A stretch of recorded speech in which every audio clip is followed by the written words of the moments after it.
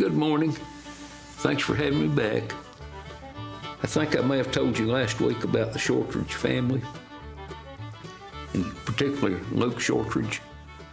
Luke was mischievous. He was not a mean person at all, but he was mischievous. He wanted a dog. Some of the other kids at school had a dog. Luke wanted a dog. Mr. Shortridge was not real crazy about dogs. He felt like they were a waste. He would say, if times gets hard, you don't want to eat a dog, and you need animals around that you can eat. Well, Luke asked him about, Pa, can I have a dog? No, we don't need a dog. A dog will eat as much as another kid. We don't need another kid. We don't need a dog. Luke said, well, you let Ma have a cat. Yes, we don't have any mice or rats in the house. Our house is old and not very well taken care of, but we don't have any mice or rats because the cat takes care of them. The cat has a purpose. The dog does not have a purpose. Luke said, Pa, it would catch rabbits that we could eat.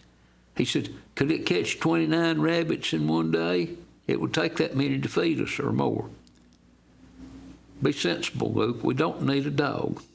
So Luke decides if they can't have a dog, he'll just be the family dog.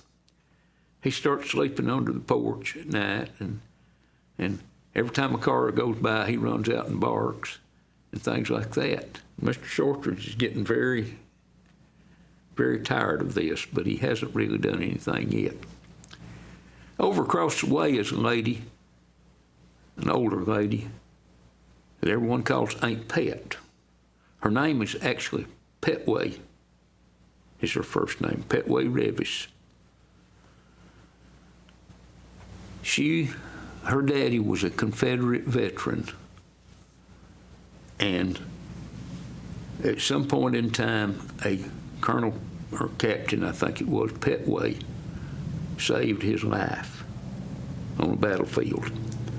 And he vowed then that his firstborn child he would name Petway. Well, the only child he had was a girl, and he named her Petway. Somehow she was what some people say an unclaimed blessing, an old maid. She was never married. I always figured the name might have had something to do with it. It'd be kind of hard to kind of cuddle up to a girl and say, I'll love you forever, Petway. Somehow it just didn't go. But whatever. She was very active at the church where they went, Middle Branch Baptist Church. And if you're Baptist and some other denominations too, you'll know what I'm talking about. Missionary Society. The ladies get together about once a month, and they'd have a dinner and have a mission study. Well, Aunt Pat calls over to Miss Shortridge's, and she says, I'm supposed to have the mission study this coming week at the Missionary Society, but I've got a doctor's appointment, and my daughter will come and get me and take me to that. I'm going to miss the dinner, but I don't know if I'll be back in time for the mission study or not.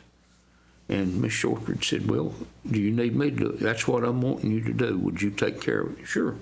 Well, I'll bring you the materials over. She had a book, and I'll bring you the book so you can be prepared. And Miss Shortridge said, sure, she'd be glad to. Okay, Luke's out here under the porch asleep. Probably dreaming of chasing cars or something, I don't know. Aunt Pat comes into the yard and starts up the steps, and it wakes Luke. And Luke jumps out and bites her on the leg and makes it bleed because he's a dog, That's what he does. He guards those steps. Aunt Pat screams bloody murder. She don't know what's happening. And Mr. Shortridge is around beside the house sharpening some saws or something, and he runs around there. Here's Aunt Pat with a bloody leg where Luke is bit her. He helps her on into the house and hollers from Miss Shortridge, Ma, they all call her. Ma, come here. Aunt Pat's legs bleeding. What's happened? Well, Luke run out from under the porch and bit her. Miss Shortridge said, "Did you punish him?" "No, I was just about to, but a car came by and he's chased it down the road. When he comes back, I'm going to get him real good, though." And that's the story of Luke being the family dog.